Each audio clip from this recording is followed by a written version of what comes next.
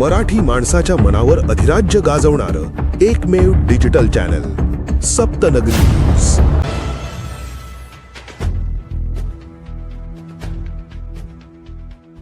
धडगाव नगरपंचायतीचा तुघलकी कारभार, मालमत्ता करात थेट 4 ते 6 पट मोठी वाढ।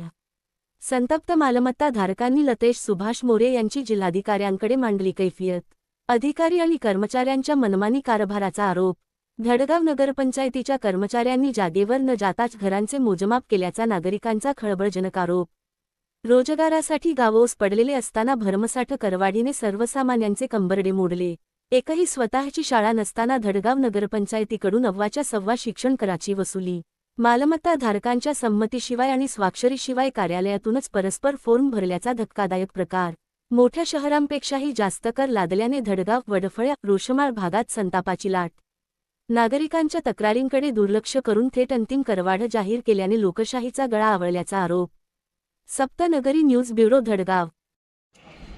सर, धडगाव नगरपंचायतीने कोणतीही मोजणी न करता सरसकट कर आकारणी केलेली आहे। त्याबाबत आम्ही माननीय जिल्हाधिकारी मॅडमांना निवेदन दिलेलं आहे। याबाबत आम्ही कोर्टातही जात आहे आणि संबंधित बाबीबद्दल मी CO यांना विचारणा केली की आपण कशी करवाढ केली आहे आणि त्यांच्याकडून काही माहिती मी पत्राद्वारे मागितलीही की मला हे कागद देण्यात यावे, पण त्यांची भूमिका लपवालपवीची भूमिका होती।